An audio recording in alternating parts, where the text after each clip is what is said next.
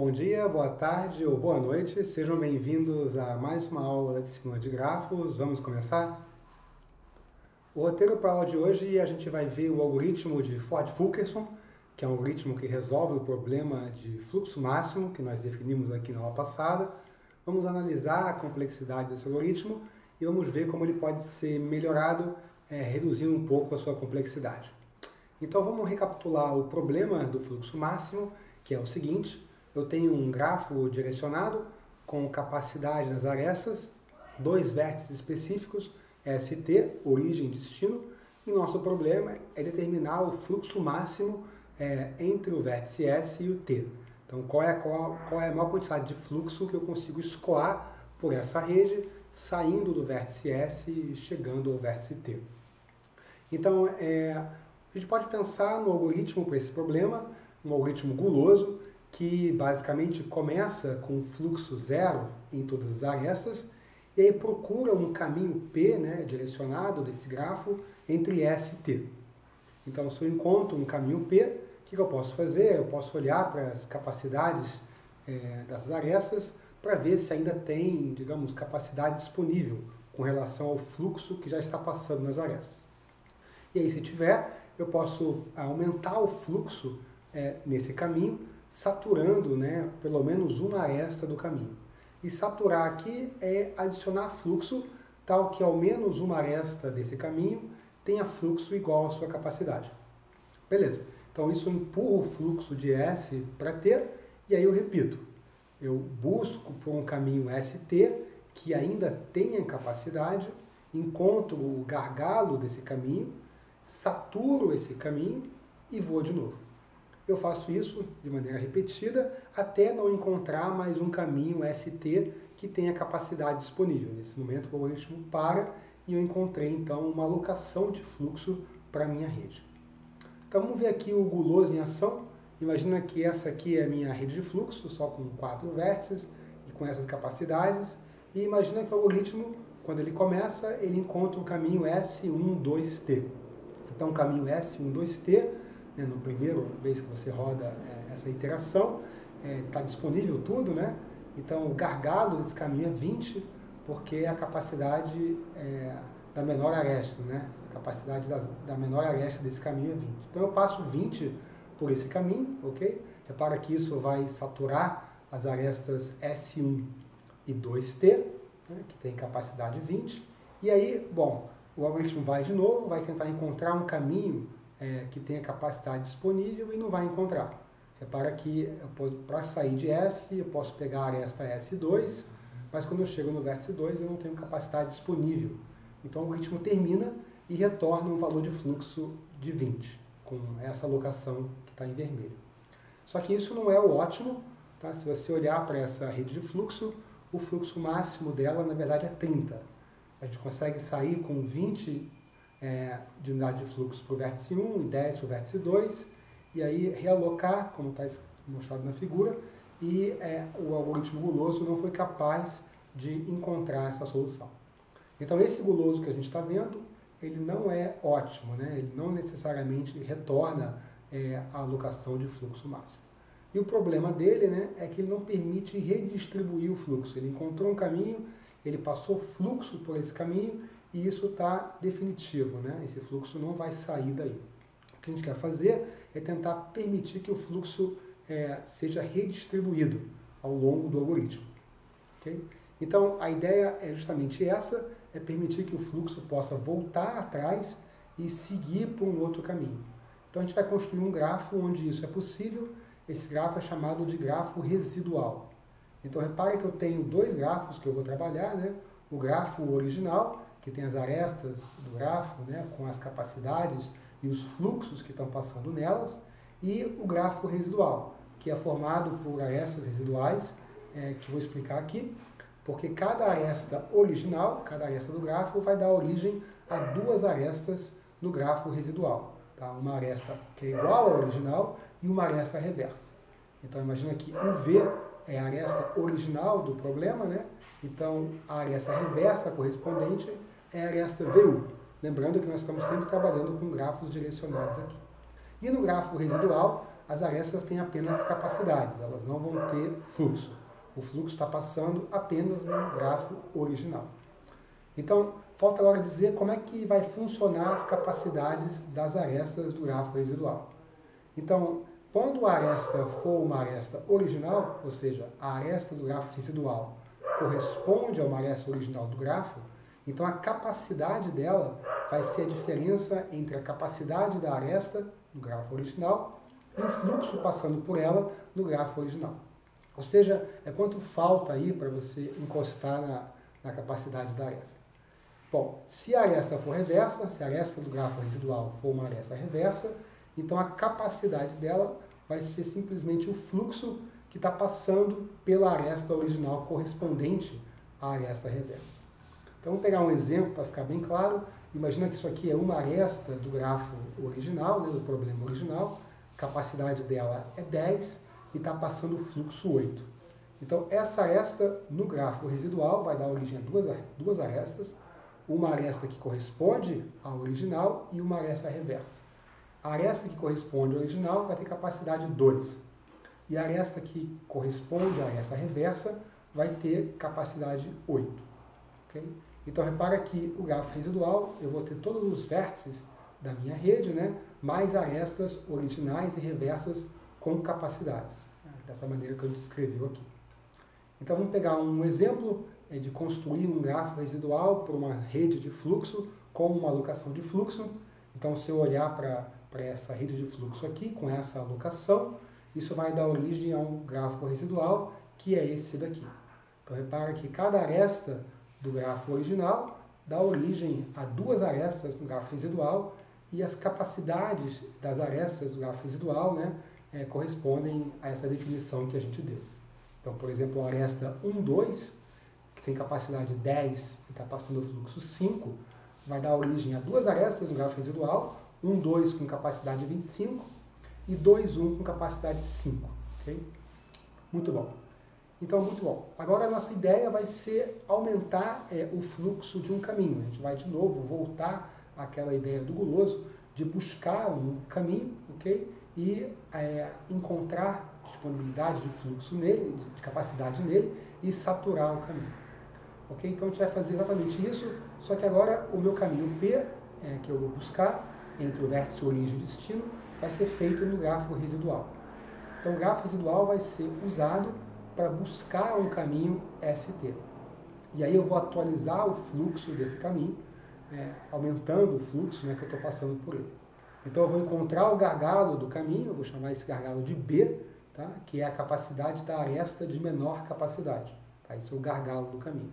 E aí então eu vou atualizar os fluxos, porque se isso é a capacidade, né, desse caminho, se esse é o gargalo do caminho, desculpa, eu vou atualizar os fluxos da seguinte maneira. Bom, o fluxo da aresta, se a aresta for original, vai ser o fluxo da aresta mais B, porque eu estou adicionando uma quantidade B de fluxo. Se a aresta for reversa, então eu vou fazer o seguinte, eu vou pegar a aresta correspondente a essa aresta reversa e subtrair B do fluxo dessa aresta. Repara que E de R aqui, pessoal, é a aresta original que corresponde à aresta reversa do caminho P. Okay? Então isso vai permitir o fluxo a meio que voltar atrás. Eu estou tirando o fluxo de uma aresta. Vamos ver aqui está a função que faz isso. Então, augment quer dizer aumentando, né? Então, essa função, ela recebe um caminho P, tá aí uma alocação de fluxo B, e as arestas têm capacidade C, né? Então, o primeiro passo é encontrar o gargalo do caminho, esse bottleneck aí é o gargalo. Então, ele passa pelo caminho e encontra a aresta de menor capacidade entre todas as arestas do caminho. Lembrando que esse caminho P, pessoal, é um caminho no grafo residual. Então, beleza. Então, para cada aresta desse caminho P, eu vou fazer o seguinte, se a aresta é uma aresta original, né, então, o que eu faço? Eu somo o fluxo nessa aresta de B. Caso contrário, essa aresta é uma aresta reversa, então eu olho para a aresta correspondente à reversa no grafo original, isso é o E de R aí, e aí eu subtraio B desse fluxo. Muito bom. E aí eu retorno o novo fluxo. Vamos pegar um exemplo. Imagina que isso aqui é o meu grafo residual, ok? e o meu caminho é S21T. Então eu procurei por um caminho nesse grafo e o caminho que o algoritmo retornou foi S21T. Então se eu pegar esse caminho S21T, ele vai ter um gargalo, ok? O gargalo dele é 5, todas as arestas dele têm capacidade 5, e aí eu vou atualizar os fluxos das arestas originais baseado nisso. E repara que esse caminho possui uma aresta reversa, né? A aresta 2,1 é uma aresta reversa. Então, repara que ao atualizar o fluxo correspondente a essa aresta original, a gente vai subtrair 5 unidades de fluxo que estão alocados à aresta 1,2, né? No grafo original. Muito bom. Então, isso é basicamente o algoritmo de Ford-Fulkerson. Então, a ideia é aumentar o fluxo dos caminhos enquanto for possível, que é basicamente a ideia do guloso, agora adaptado para permitir que o fluxo volte pelas arestas que ele já tinha passado antes. Muito bom? Então, como é que é a ideia do algoritmo?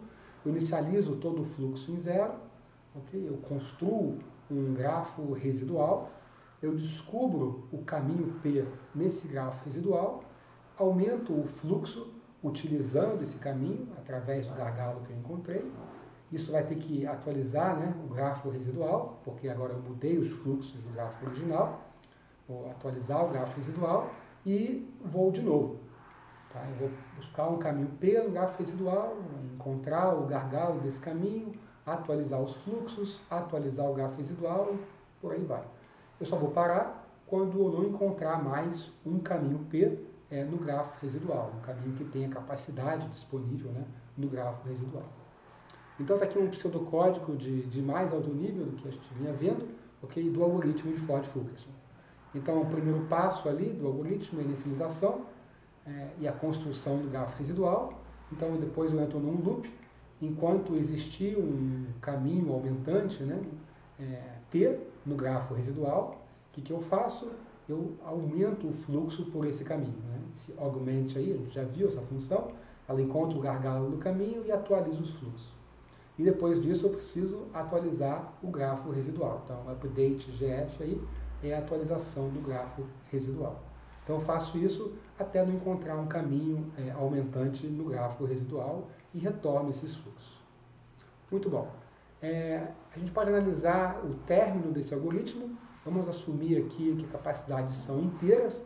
Então, se isso é verdade, os fluxos e as capacidades residuais vão ser todas inteiras, né? Então, o fluxo máximo vai ser um número inteiro. Então, vamos chamar de C um limitante superior para o fluxo máximo, que pode ser, por exemplo, a soma das capacidades de saída de S. Então, isso a gente viu na aula passada, é um limitante superior ao fluxo máximo. Então, a gente tem o seguinte teorema, né? O algoritmo vai terminar produzindo um valor de fluxo máximo em, no máximo, C iterações, né? Por que isso é verdade? A prova aqui é bem simples, porque a cada iteração eu vou aumentar o valor de fluxo em pelo menos uma unidade, né? Assumindo que tudo é inteiro, que as capacidades são inteiras, o gargalo sempre vai ser um número inteiro e no mínimo vai ser igual a 1. Então, em cada iteração eu aumento uma unidade, então o valor do fluxo máximo, que é o número de iterações, vai ser igual ao número de iterações, isso vai ser sempre menor ou igual que C, esse limitante superior aí que a gente está usando para o fluxo máximo. Então, no pior caso, eu tenho que fazer C iterações, o algoritmo vai fazer C iterações. Beleza, então qual é a complexidade de uma iteração? Então, a primeira coisa é encontrar um caminho P no gráfico residual. Eu posso fazer isso usando uma BFS, por exemplo.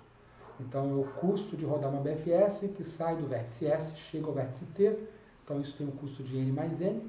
Okay? Depois que eu tenho o caminho P, eu preciso encontrar o gargalo do caminho, né? Que é percorrer o caminho e encontrar a aresta de menor capacidade dele. E, bom, no pior caso, esse caminho tem comprimento N, né? Todos os vértices da rede. Então, isso vai ser O de N. Eu preciso atualizar o gráfico residual. E atualizar o gráfico residual significa passar pelas arestas, né, do gráfico residual, que são as arestas originais mais residuais, mas no pior caso eu tenho que tocar em todas as arestas do gráfico, então O de N mais M aqui novamente. Okay? Então, se eu assumir que o gráfico é conexo, que é uma boa premissa, o número de arestas é pelo menos o número de vértices, Então, cada passo aqui vai ter complexidade O de M. Okay?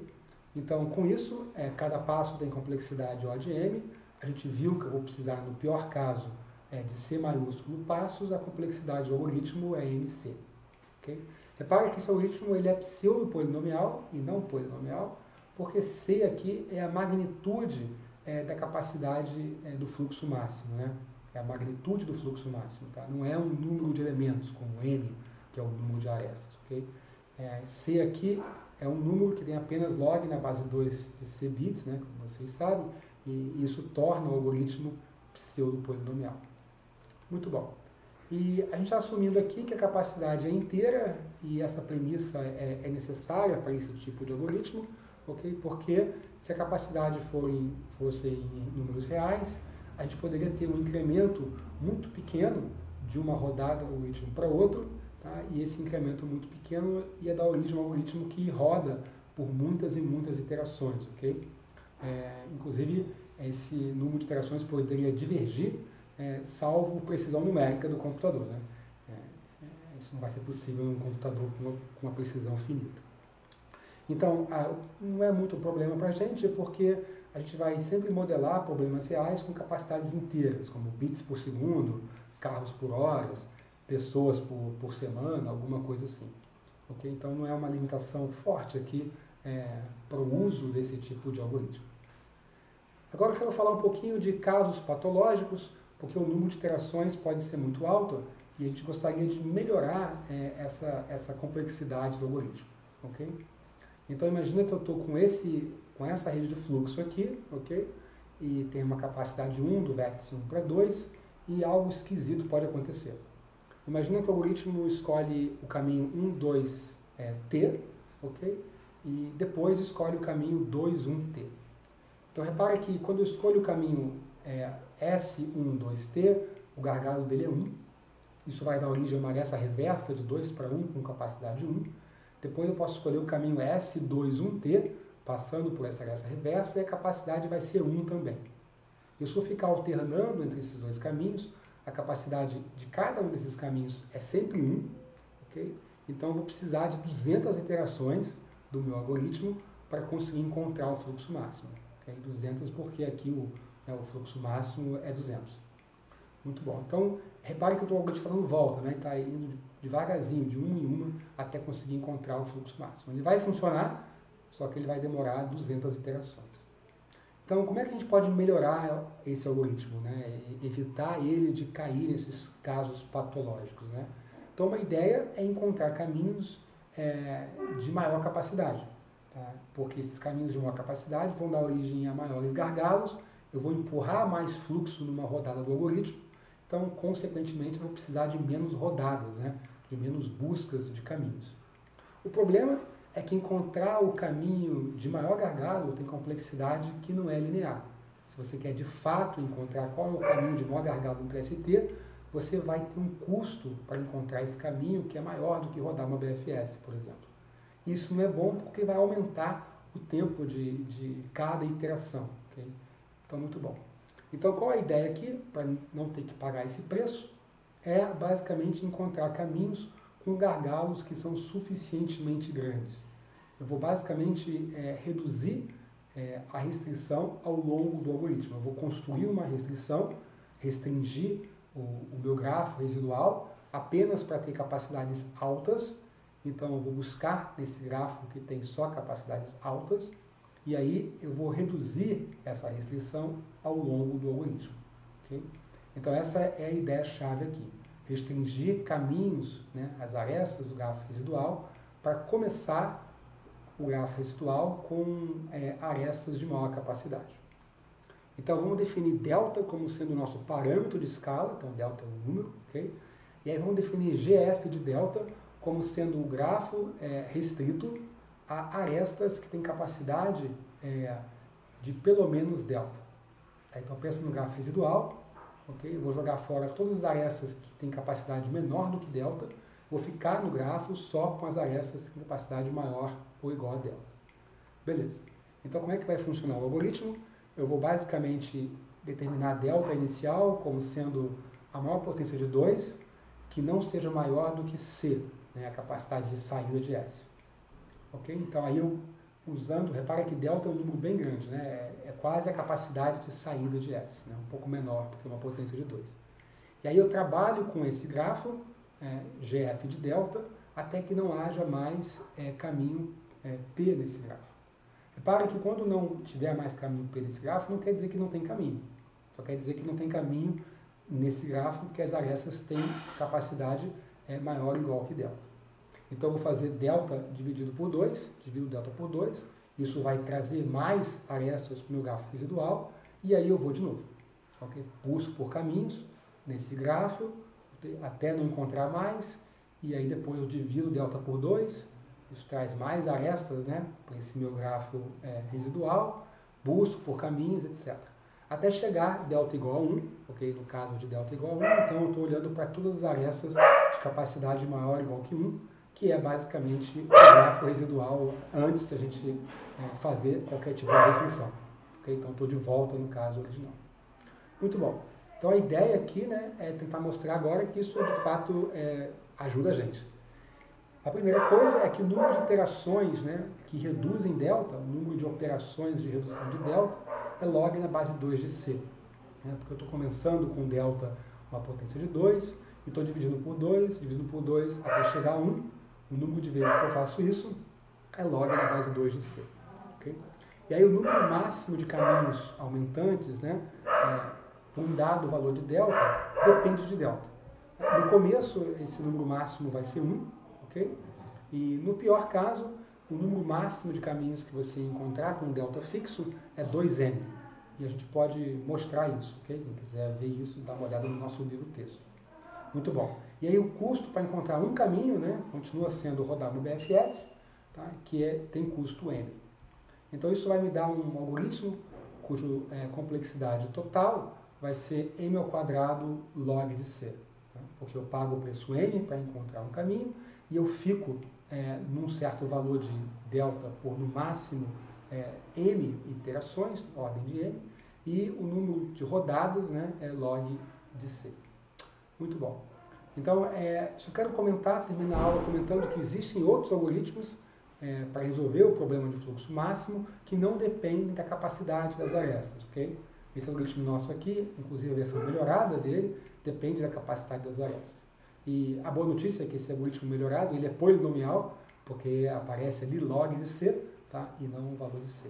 Mas existem algoritmos que resolvem esse problema sem depender das capacidades das arestas. Então, o algoritmo de Edmund-Karp faz isso, uma complexidade m ao quadrado n, e o algoritmo de King-Hall-Tarjan faz isso com uma complexidade que está mostrado aí. Então, basicamente, isso é tudo que eu tinha para falar hoje. A gente se vê aqui na próxima aula gravada ou no nosso encontro síncrono. Tchau, tchau.